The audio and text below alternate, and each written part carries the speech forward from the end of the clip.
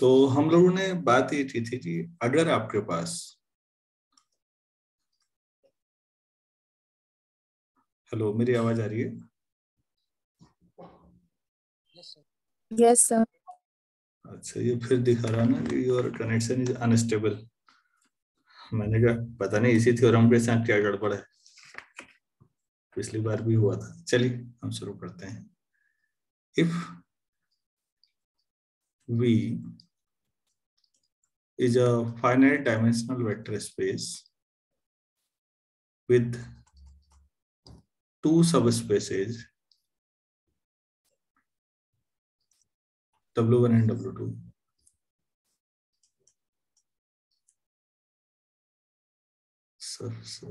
with two subspaces with W1 and W2, then dimension of W1 plus W2 equal to dimension W1 plus dimension W2 minus dimension W1 intersection W2। ये theorem थी।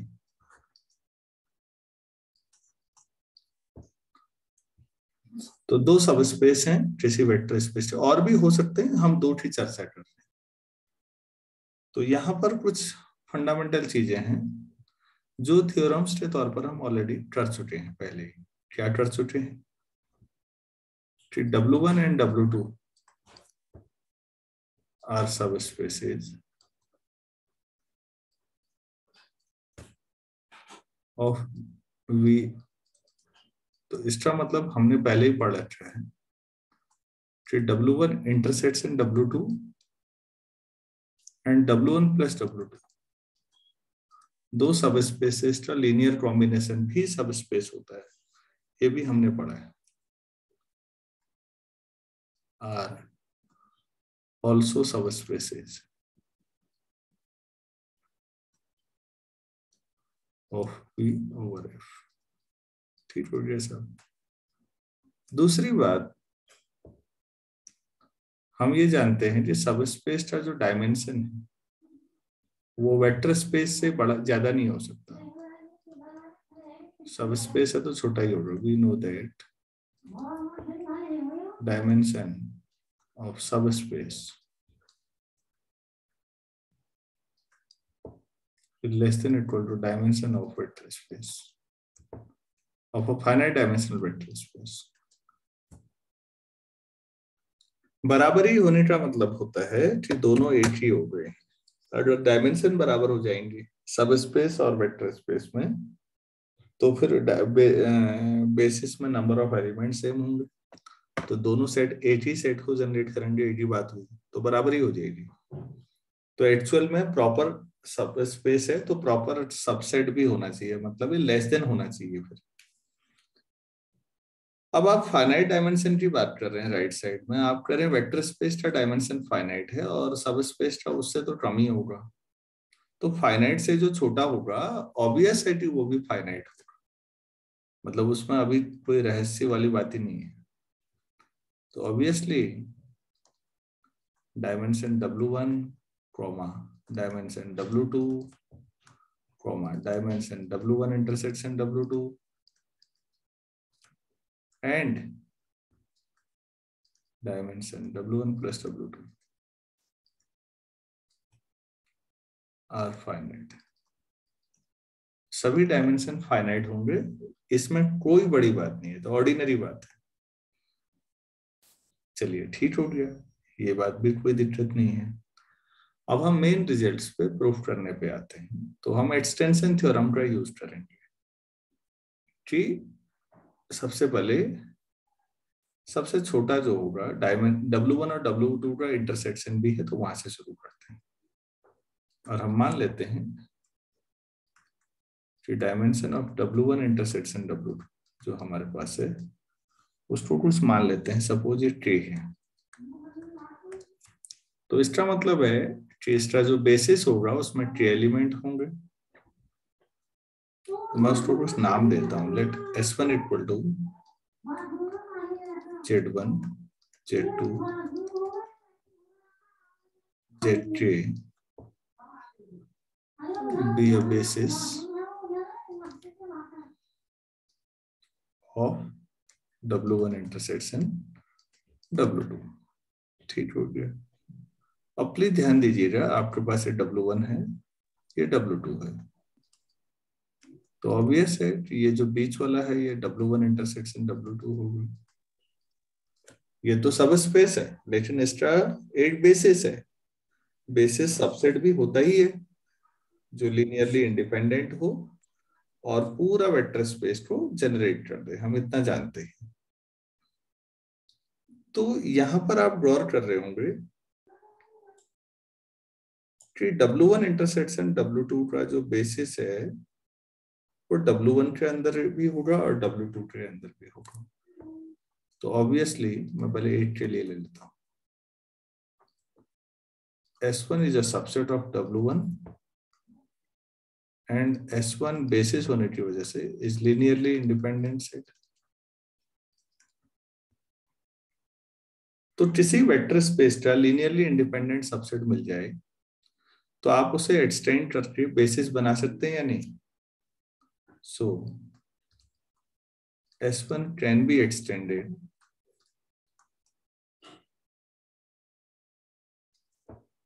to form a basis of W1।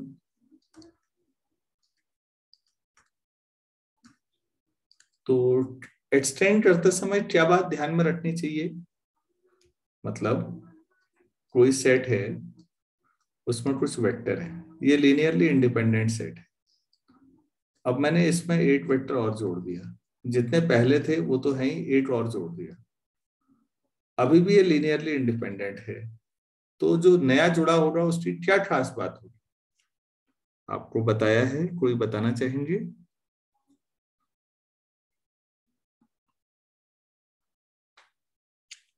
Hello. पहले वाले के LS में नहीं होगा। वो जो वेक्टर एग्जिस्टिंग वेक्टर थे उनके लीनियर कॉम्बिनेशन से जनरेट नहीं होना चाहिए।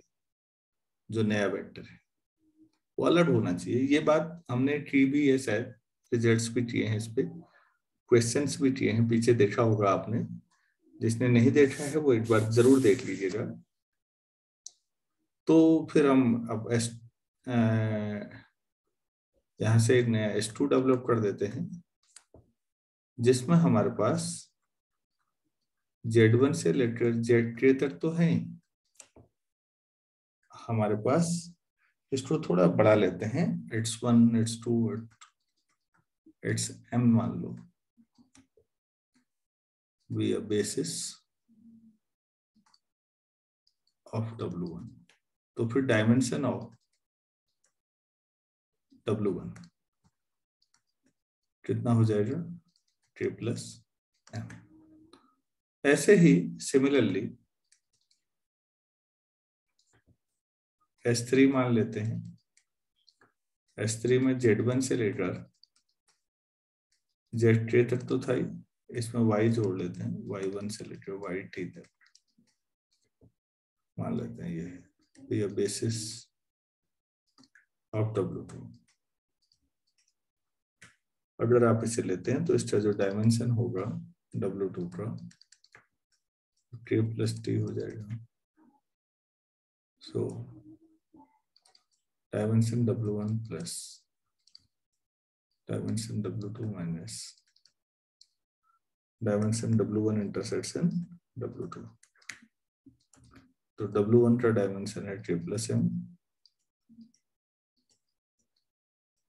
प्लस W2 का डायमेंशन है K plus T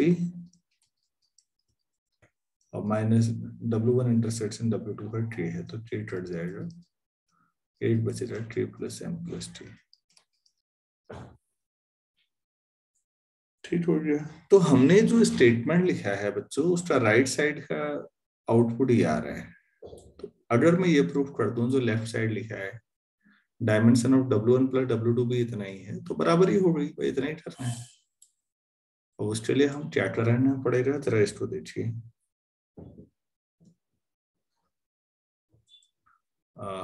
Now we will prove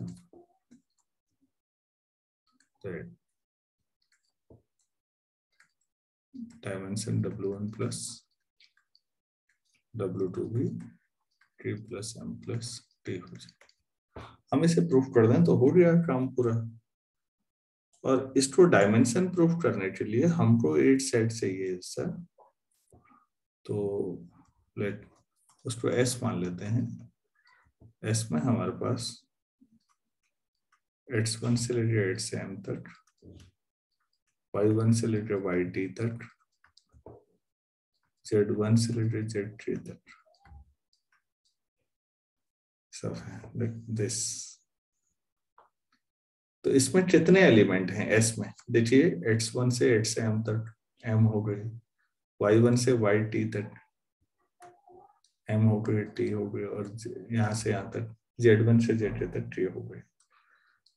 तो अब अगर मैं ये प्रूफ कर दूं कि यही बेसिस है तो हो जाएगा या नहीं? अब मेरा क्लेम ये है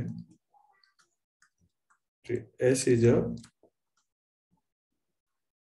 basis of W1 plus W2। तो यहां तक समझ में आया बच्चों कि अब इसे बेसिस प्रूव करना है?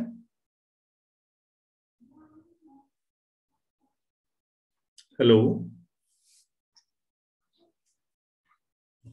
यस सर, समझ में आ गया। तो बेसिस कैसे दिखाते हैं? उसमें 2 स्टेप होते हैं। एक तो S को लीनियरली इंडिपेंडेंट दिखाना है, दूसरा LS equal to W1 plus W2 दिखाना है।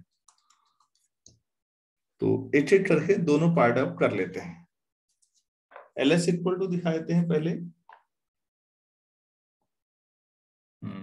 इसमें कोई एलिमेंट ले लेते हैं। Let U belongs to W1 plus W2। तो इसका मतलब है U कुछ इस टाइप का होगा, U1 प्लस U2 टाइप का, where U1 belongs to W1 and U2 belongs to W2। मतलब आप ऐसे भी लिख सकते हो, और U equal to some element of W1, U1 का मतलब, प्लस U2 W2 में है, मतलब वो क्या है? Some element of W2। ठीक है, W1 का कोई भी एलिमेंट होगा तो वो उसके बेसिस के एलिमेंट्स की मदद से बना होगा। वेक्टर स्पेस का कोई भी एलिमेंट जो बनता है बेसिस के, तो W1 का बेसिस क्या है? W1 के बेसिस पे ध्यान दीजिएगा प्लीज आप लोग। ये है S2, W1 का बेसिस है, तो वो इंटरलीनियर कॉम्बिनेशन से बना होगा S2 के एलिमेंट से। और ऐसे W2 का S3 है, तो हम इन बातों को लिख लेते हैं। Linear combination of elements of S2 plus linear combination of elements of S3। ठीक हो गया, यहां तक भी कोई दिक्कत नहीं है। अब बच्चों आराम से देखिए S2 में क्या क्या है और S3 में क्या क्या है, मैं दोबारा दिखाता हूँ। S2 में आपके पास X है और Z है, S3 में Y और Z है। और नीचे देखिएगा S में क्या है? X Y Z वही है, वही एलिमेंट है, उतने ही है। तो फाइनली क्या मैं इसे ऐसे लिख सकता हूँ कि एक्चुअल में ये है linear combination of elements of S। क्योंकि जो S में एलिमेंट हैं वो S1 के एलिमेंट भी हैं इसमें, और S2 के भी हैं और S3 के भी हैं, सब है। तो S2 के एलिमेंट का लीनियर कॉम्बिनेशन और S3 के एलिमेंट का लीनियर कॉम्बिनेशन, मतलब फाइनली S के एलिमेंट्स का लीनियर कॉम्बिनेशन। क्या ये जस्टिफाइड है? Yes sir. तो U belongs to linear span of linear combination elements of S अगर आप कह रहे हैं तो ये जो कहाँ होगा? S के एलिमेंट के लीनियर कॉम्बिनेशन से जो एलिमेंट आ रहे हैं अल्फा बीटा गामा, तो आप U बिलोंग्स टू LS कह सकते हैं या नहीं?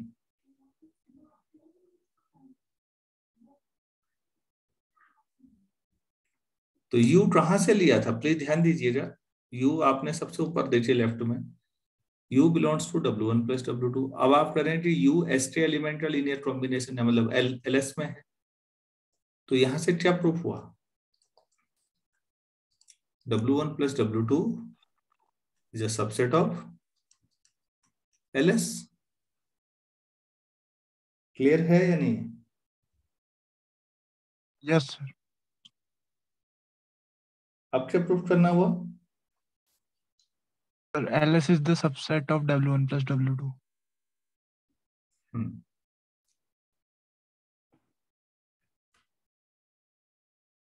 तो let V belongs to LS, इसका मतलब V equal to linear combination of, वही सब लिखना हुआ, एलिमेंट्स ऑफ S। तो जो एस्टे एलिमेंट्स हैं वो S2 और S3 के यूनियन से आए हुए हैं। आप S2 यूनियन S3 करें तो S आ रहा है या नहीं है? मैं ऊपर फिर दिखाता हूं, देखिएगा। जहां S2 है और जहां S3 है, देखिए बच्चों, ये S2 है, ये S3 है, और इधर S है। आपको दिख रहा है S2 और S3 के यूनियन से S आ जाएगा। यस। तो अगर एस्टे एलिमेंट का लीनियर कॉम्बिनेशन कह रहे हैं आप, तो आपको अलग अलग करना है इस बार, तो वो भी दिक्कत नहीं होनी चाहिए। आप कह सकते हैं कि ये S2 और S3 के तो linear combination of elements of S2 plus linear combination of elements of S3। तो इसका मतलब V belongs to linear combination of element of S2। S2 W1 का बेसिस है, तो ये W1 में होगा, और ऐसी linear combination of element of S3, S3 W2 का बेसिस है, तो ये आ जाएगा। आपने V LS में लिया था और V यहां दिखा रहे हैं आप। सो LS is a subset of W1 plus W2, hence LS equal to W1 plus W2. It means S is a generating set for the elements of W1 plus W2. लेकिन generating set बेसिस होने के लिए necessary तो है, sufficient नहीं है, कुछ और भी चाहिए। क्या चाहिए और? LS is linearly independent. S is a generating set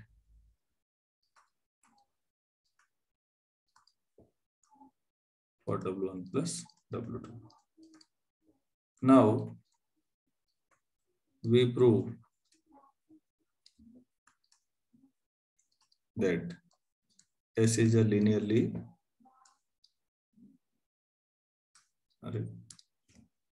S is a linearly independent, क्या हो गया अपने आप,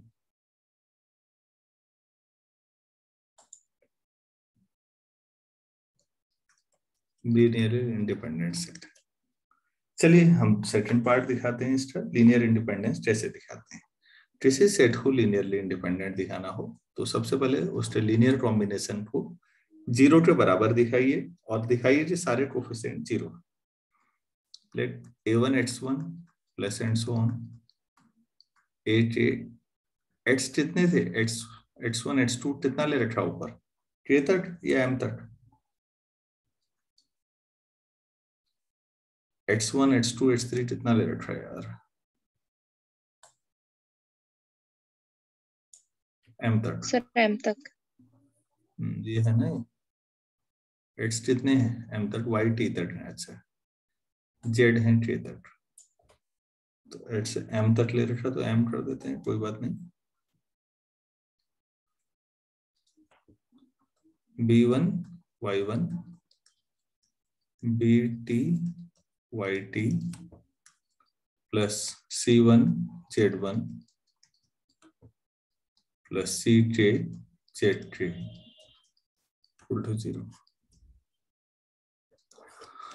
अगर मैंने सारे ए बी सी 0 कर दिए तो ये लीनियरली इंडिपेंडेंट सेट हो जाएगा या नहीं?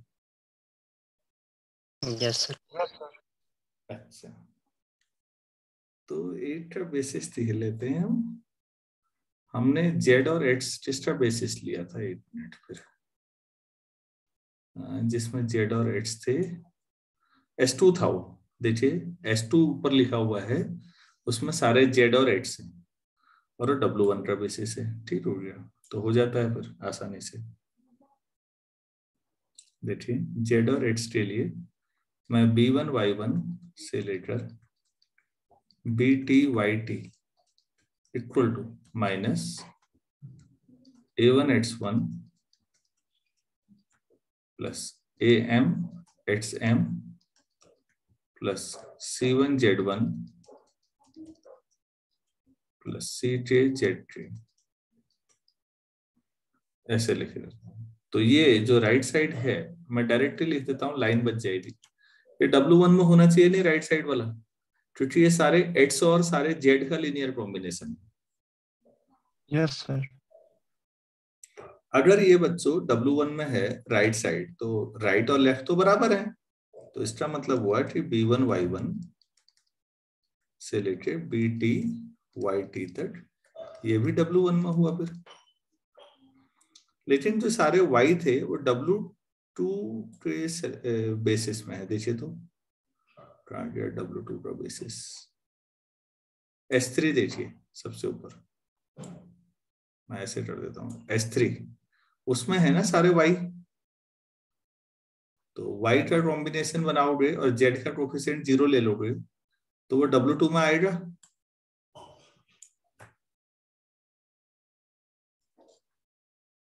Yes sir. बट आप इसको ऐसे लिखिए 0Z1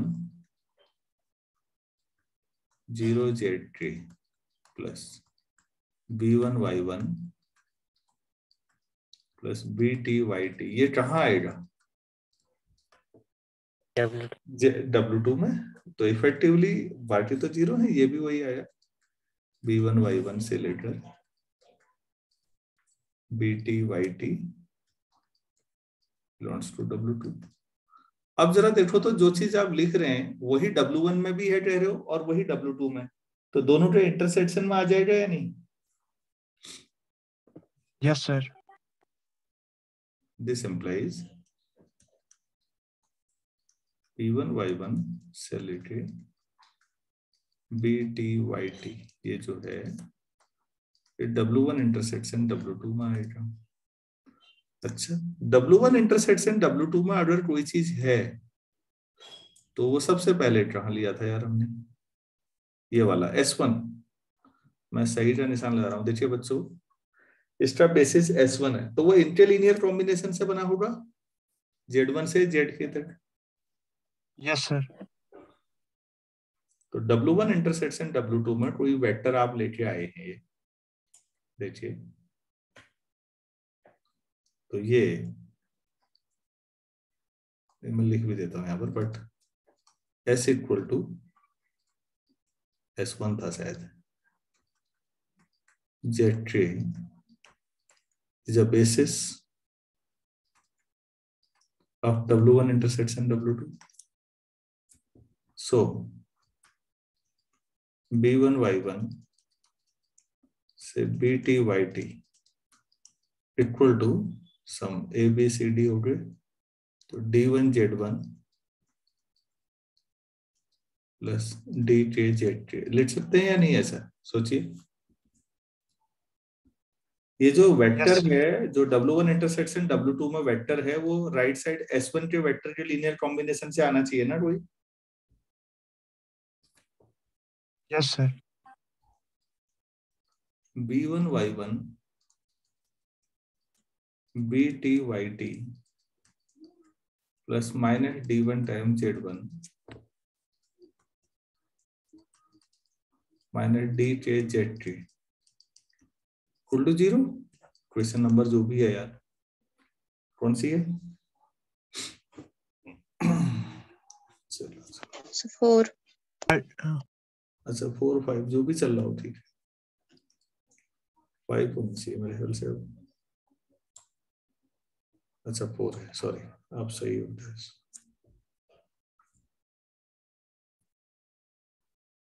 तो ये 4 हो गया।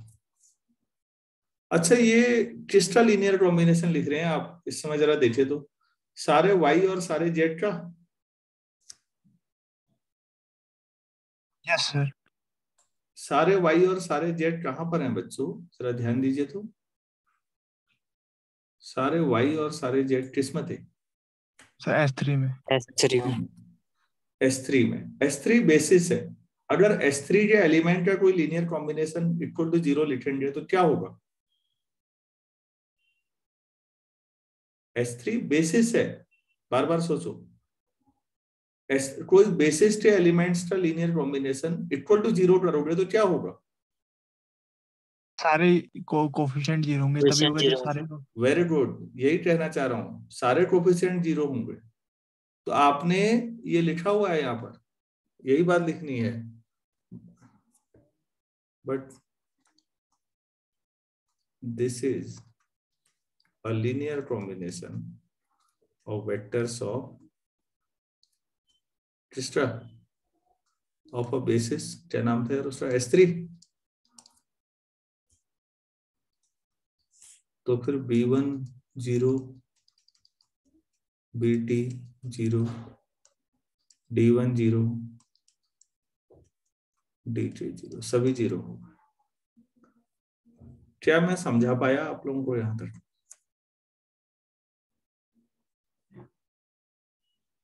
Yes sir. अच्छा D0 से हमें ज्यादा फर्क नहीं पड़ता, लेकिन सारे B0 हो गए। अब सारे B अगर 0 हो गए तो सारे B0 को मैं रख देता हूँ इक्वेशन 3 में, तो क्या होगा? B तो 0 हो जाएगा, सारे A M तक और C बचेंगे। चलो now from 3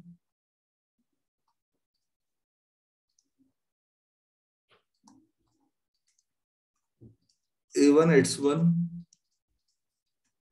plus AM XM B0 हो गए, C1 Z1 plus C2 Z2 equal to 0। ऐसा लिख सकते हैं आप, सारे B तो 0 हो गए। Yes sir. इक्वेशन ये किसका लीनियर कॉम्बिनेशन है, जरा गौर करिए तो। सर S2 का। S2 का, सारे X और सारे Z ना। Yes sir. अगेन